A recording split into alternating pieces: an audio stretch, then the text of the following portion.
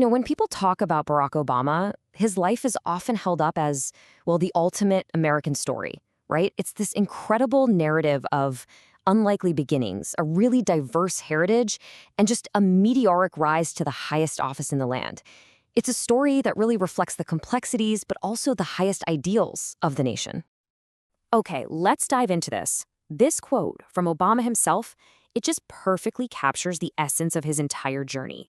It really sets the stage for a remarkable story of identity, community, and the historic path that led him to the presidency. So, to truly understand the 44th president, we have to start with the person himself. His background isn't just some biographical detail, it's absolutely fundamental to the worldview he would bring to his public service. This right here is the foundation of his unique identity. His parents met in a Russian language class at the University of Hawaii at Manoa back in 1960. Think about that for a second. This union of a father from a village in Kenya and a mother from the American heartland, it created a story that was in itself a reflection of a changing, more globalized world. You can see an incredibly focused and rapid progression here. After graduating from Columbia, he made a really key choice. He didn't go straight into law or politics, but instead went to work at the grassroots level in Chicago. Then, at Harvard, his election as president of the Law Review, well, that wasn't just some academic honor, it brought him national attention for the very first time. So, how did he build on that foundation?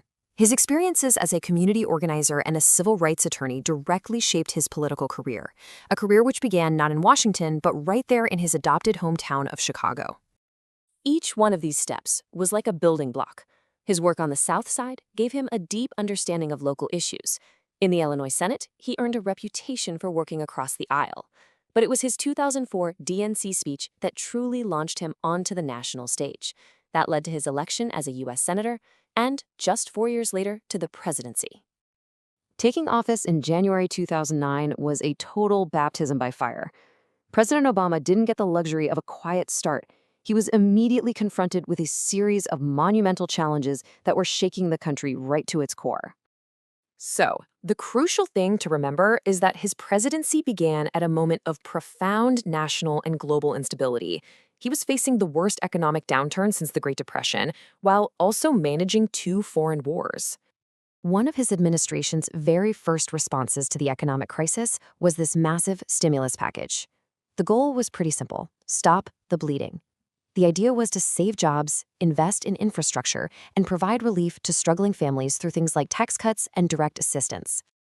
Beyond the immediate economic crisis, comprehensive healthcare reform was the signature domestic policy goal. The Affordable Care Act, or the ACA, wasn't just another bill. It was the culmination of a century-long debate in American politics. This made it one of the most significant and fiercely debated pieces of social legislation in decades. Then, something surprising happened. Less than a year into his presidency, Obama was awarded the Nobel Peace Prize. The decision was controversial, with a lot of people asking why it was awarded so soon. So, what was the official reasoning behind it? The answer? The Nobel Committee pointed specifically to his shift in foreign policy. They highlighted his efforts to restart dialogue with the Muslim world, his vision for a world free of nuclear weapons, and his overall emphasis on multilateral diplomacy over just going it alone. After winning re-election in 2012, Obama's second term saw a bit of a shift. With the immediate economic crisis starting to ease up, the focus turned toward defining his legacy through key foreign policy breakthroughs and addressing evolving social issues here at home. Now, what's really interesting here is how this tracks a significant social shift in real time. From repealing the ban on gay and lesbian people serving openly in the military to becoming the first sitting president to publicly support same-sex marriage, his administration's position evolved right alongside public opinion. This commitment to diplomatic engagement was crystal clear in several landmark achievements. These included the historic reopening of relations with Cuba, the multinational nuclear agreement with Iran, and it all culminated in the landmark Paris Agreement on climate change. And on the domestic front, he built a really substantial environmental legacy.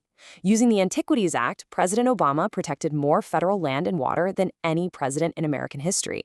That's a staggering amount, creating and expanding numerous national monuments. So, what happens after 8 years in the White House?